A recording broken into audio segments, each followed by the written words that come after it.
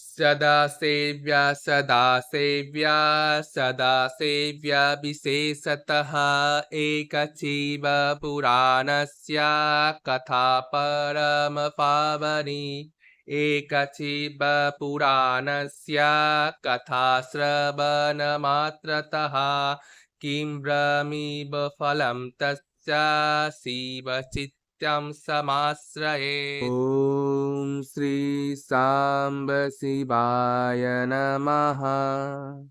ॐ श्री गणेशाय नमः। ॐ नमो भगवते वासुदेवाय। अतः श्री शिव महापुराणस्य पाठः आरभते। তো আজকে আমরা দেখব শ্লোক নম্বর 14 থেকে। আমরা এখন দেখছি শিবপুরাণের মাহাত্ম্য। শ্লোক নাম্বার 14 থেকে আজকের বর্ণনা শুরু হবে। তার আগে 13 অবধি আর শিবপুরাণের উৎপত্তি কিভাবে হয়েছিল, শিবপুরাণের মাহাত্ম্যের একদম প্রথম দিকপানে সমস্ত কিছু প্রথম ভিডিওতে বর্ণনা করা হয়েছে। আজকে আমরা 14 নম্বর শ্লোক থেকে আবার শুরু করব। এখানে কি বলছে? রাজসূয়েন যৎ পুণ্যামগ্নিষ্ঠম সনেতে চ তৎ পুণ্যম লভতে শম্ভো কথা শ্রবণমাত্রনঃ।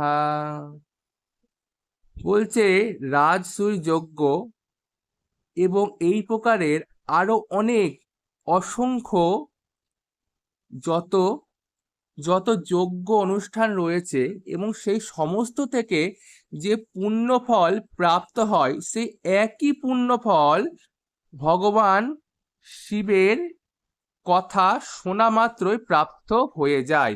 অর্থাৎ রাজসূয় যজ্ঞের মতো যত বড় বড় যজ্ঞ আরো যত কর্ম অনুষ্ঠান রয়েছে, সেই সমস্ত কিছু করার ফলে যে পুণ্যফল প্রাপ্ত হয়, আর ভগবান শিবের এই শিবপুরাণ শোনা মাত্রই সেই একই পুণ্যফল প্রাপ্ত হয়।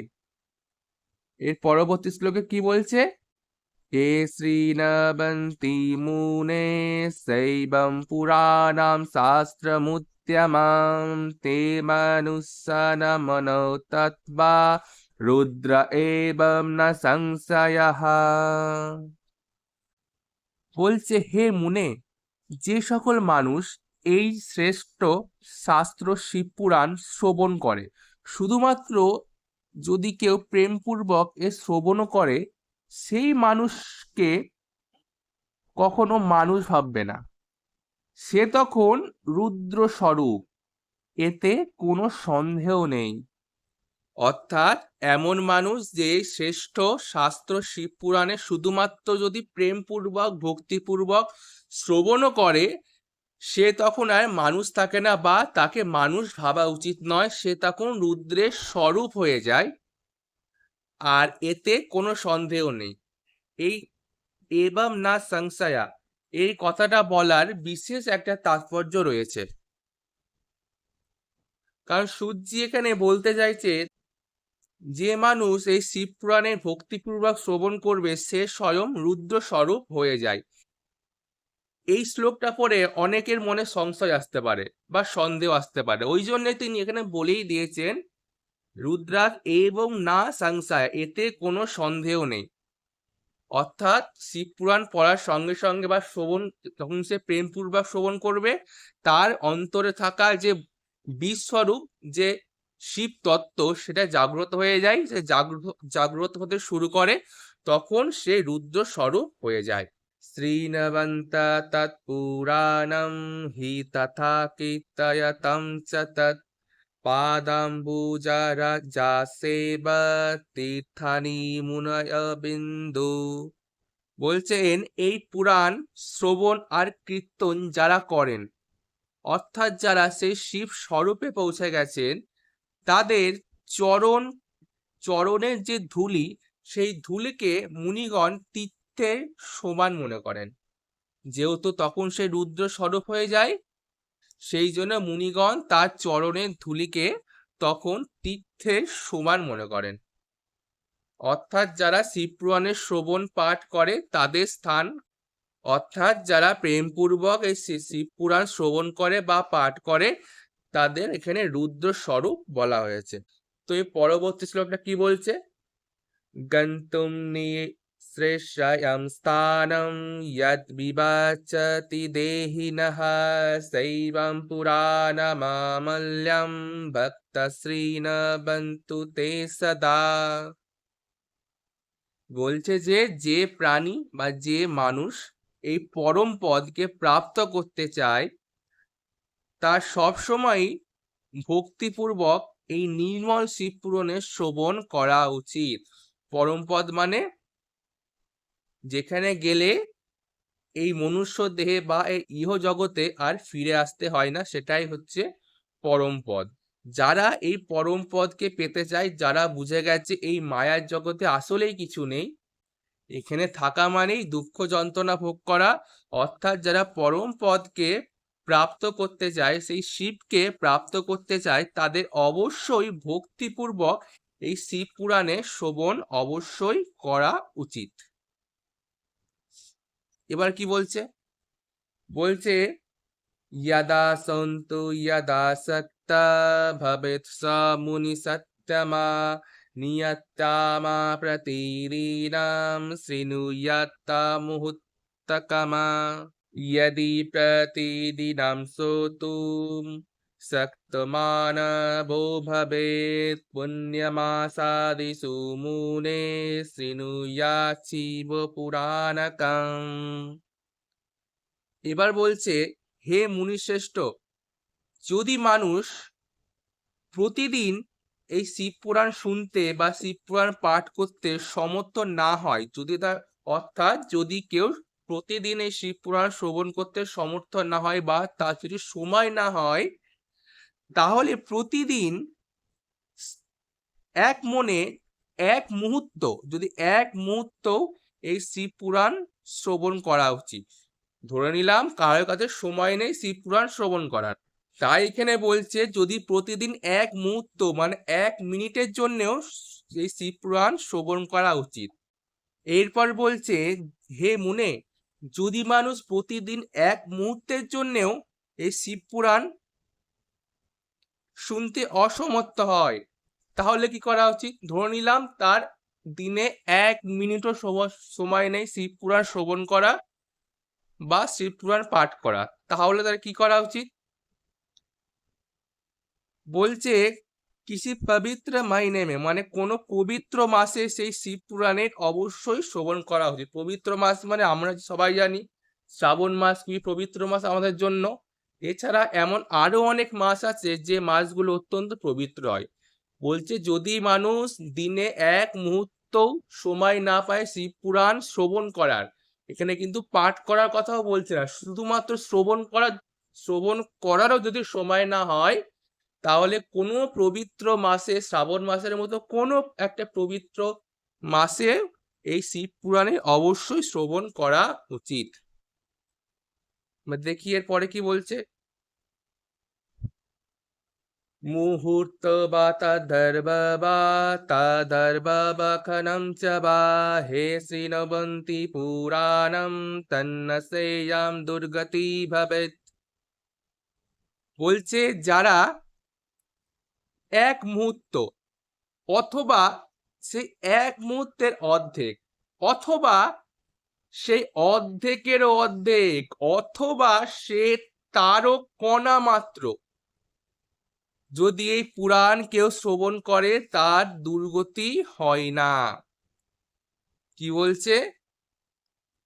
যদি এই শিব পুরাণ কেউ 1 মুহূর্তের জন্য, যদি 1 মুহূর্ত না পারে সেই 1 মুহূর্তের অর্ধেক, যদি তাও না পারে সেই অর্ধেকেরও অর্ধেক 1 কণা মাত্র যদি এই পুরাণ কেউ প্রীতিপূর্বক শ্রবণ করে, তাহলে তার দুর্গতি হয় না।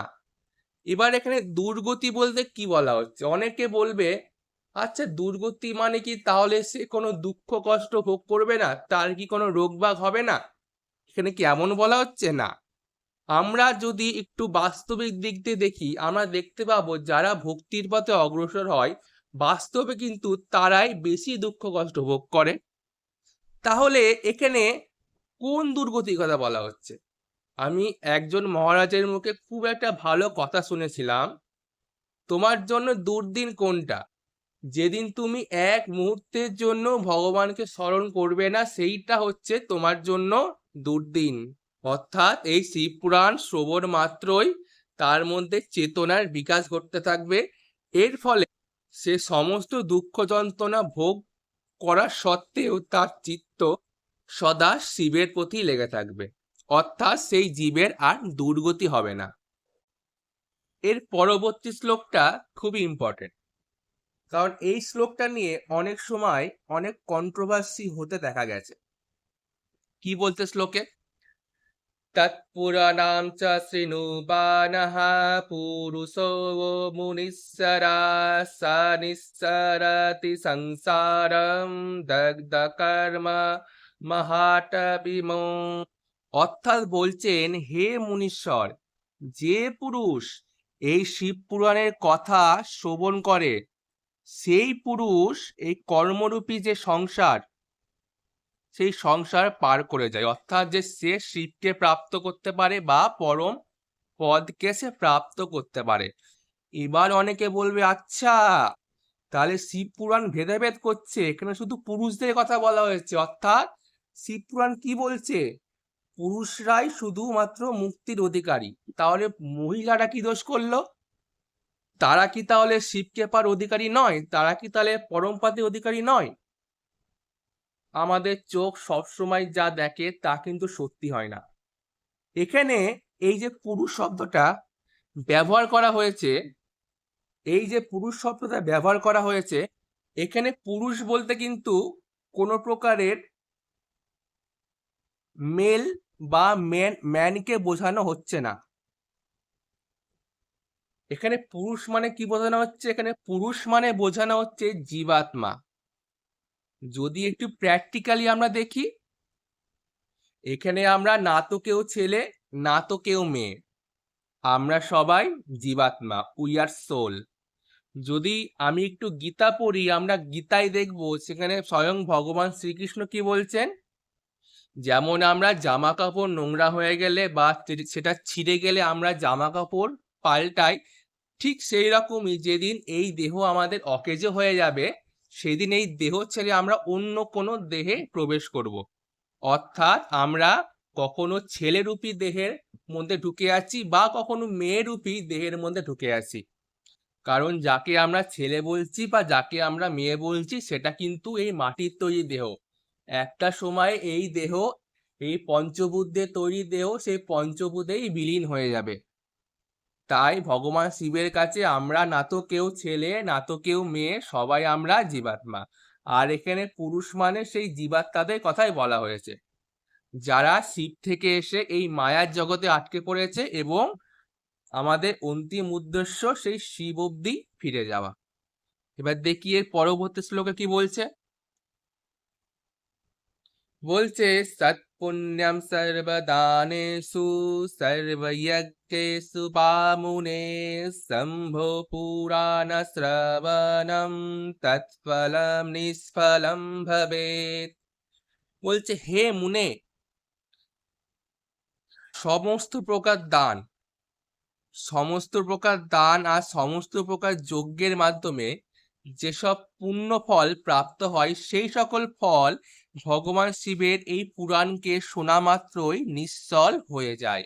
বিশেষতঃ কালে শৈব পুরাণ শ্রবণাদুতে পরো ধর্ম ন পুষাম হি মুক্তি সাধন মুক্ত মানে। বলছে, হে মুনি, বিশেষ করে এই কলিযুগে এই শিব পুরাণের শ্রবণের অতিরিক্ত মানুষের জন্য অন্য কোনো মুক্তিদায়ক শ্রেষ্ঠ সাধন নেই। অর্থাৎ কলিযুগের প্রত্যেকটি মানুষকে এই শিব পুরাণের শ্রবণ পাঠ অবশ্যই করা উচিত। পুরাণা শ্রবণম শম্ভো নাম সংকীর্তন তথা কল্পদ্রুম ফলম সম্মত মনুষ্যানাম না সংশয়ঃ। শিব পুরাণ শ্রবণ আর ভগবান শঙ্করের নাম সংকীর্তন, এই দুটি মানুষের জীবনে কল্পবৃক্ষের সমান ফল দেয়। এতে কোনো সন্দেহ নেই। কল্পবৃক্ষ মানে বলা হয় কল্পবৃক্ষ এমন একটি বৃক্ষ যার কাছে যা প্রার্থনা করা হয়, যা চাওয়া চায়, যা মানুষ চায় সেটাই সে পেয়ে যায়। ওই জন্যই বলছে এই কলিযুগে শিব পুরাণের শ্রবণ এবং ভগবান শঙ্করের নাম সংকীর্তন এই দুটি মানুষের কাছে কল্পবৃক্ষের সমান ফলদায়ক। কলো দুর্মাধ সম্পুষম ধর্মচার চিদাত্মনম হিতায় বিদতে শম্ভু পুরাণাখ্যম সুধারসম। বলছে কলিযুগে ধর্মচারণের শূন্য ব্যক্তির, অর্থাৎ প্রথমেই বলা হয়েছে যে অসুর স্বভাব, কলিযুগের সবাই অসুর স্বভাবের হয়ে যাচ্ছে। তো এই কলিযুগের সেই অসুর স্বভাবের দুর্বুদ্ধিযুক্ত মানুষদের উদ্ধারের জন্যই ভগবান শিব অমৃত স্বরূপ এই শিব পুরাণে উদ্ভাবন করেছেন। एको जरामरं श्राद्धे पीतत्मे बातमितं पुनम शम्भो कथामितं कूयत् कूले मे বা জরামরম। বলছে যদি কেউ অমৃত পান করে তাহলে কেবল ওই অমৃত পান করা মানুষই শুধুমাত্র অজর অমর হয়, কিন্তু ভগবান শিবের এই কথা মৃত সম্পূর্ণ কুলকে অজর অমর করে দেয়। বলা হয় বংশে যদি একজনও শিব ভক্ত বেরিয়ে যায়, সে তার পুরো বংশকে, তার পূর্বপুরুষ সহ পুরো বংশকে সে উদ্ধার করে দিতে পারে। এখানে সেটাই বলা হয়েছে, যদি কেউ একজন শিব ভক্ত হয় তাহলে সে তার সম্পূর্ণ কুলকে অজর অমর করে দেয়, অর্থাৎ সেই শিব ভক্তের পুণ্য ফলের প্রভাবে, তার সাধনার প্রভাবেই তার পূর্বপুরুষরাও মুক্তির অধিকারী হয়ে যায়। তো এর পরবর্তী শ্লোক কি বলেছে? বলেছে সদা সেব্যা সদা সেব্যা সদা সেব্যা বিশেষতঃ একচিব পুরাণস্য কথা পরম পাবনি। एकचिब पुराणस्य कथा श्रवण मात्रतः किं ब्रह्मीव फलं तस्य शिव चित्तं समाश्रयेत्। বলছেন এই শিব পুরাণের পরম পবিত্র কথা বিশেষ রূপে সদা সেবন করা উচিত, অবশ্যই করা উচিত এবং অবশ্যই করা উচিত। অর্থাৎ এখানে তিনবার জোর দিয়ে বলা হয়েছে সদা সেব্যা সদা সেব্যা সদা সেব্যা বিশেষতঃ। অর্থাৎ এই শিব পুরাণের, এই পরম পবিত্র শিব পুরাণের কথা বিশেষ রূপে সর্বদা শ্রবণ করা উচিত, অবশ্যই করা উচিত এবং অবশ্যই করা উচিত। এরপর বলছে এই শিব পুরাণের কথা শ্রবণের ফলে যে ফল হয়, এই শ্রবণের যে ফল, সেই ফলের বিষয়ে আমি কি বলবো? মা সরস্বতী এমন কোনো শব্দ তৈরি করেননি যার মাধ্যমে আমি এই শিব পুরাণের শ্রবণের যে ফল, পঠনের যে ফল, সেটা আমি বর্ণনা করতে পারবো। অর্থাৎ এমন কোনো শব্দের উৎপত্তি হয়নি যার মাধ্যমে আমি এই শিব পুরাণের প্রশংসা করতে পারবো। এরপর বলছেন এর শ্রবণ মাত্রই ভগবান সদাশিব ওই প্রাণী হৃদয়ে সদা বিরাজমান হয়ে যান। এই জন্যই বলা হয়েছে প্রথমে যে এই শিব পুরাণ ভক্তিপূর্বক শ্রবণ করে সে রুদ্র স্বরূপ হয়ে যায়, কারণ তখন স্বয়ং ভগবান সদাশিব সেই প্রাণীর হৃদয়ে বিরাজ করেন। তো আজকের জন্য এইটুকুই। এই পরবর্তী পাঠে আমরা দেখব এই শিব পুরাণ কটা খণ্ডে বিভক্ত, কতগুলি শ্লোক আছে, এর পরবর্তী যে শ্লোকগুলো ওখানে এর পুরোপুরি বর্ণনা দেওয়া আছে। আজকের জন্য এইটুকুই। সবার জন্য মঙ্গল প্রার্থনা। সর্বভবন্তু সুখিনঃ, সর্বসন্তু নিরাময়াঃ, সর্বভদ্রাণি পশ্যন্তু, মা কশ্চিদ দুঃখ্যা ভাগ ভবেৎ। इति श्री श्री महापुराणस्य अद्य पाठः समाप्तः। ओम नमः शिवाय।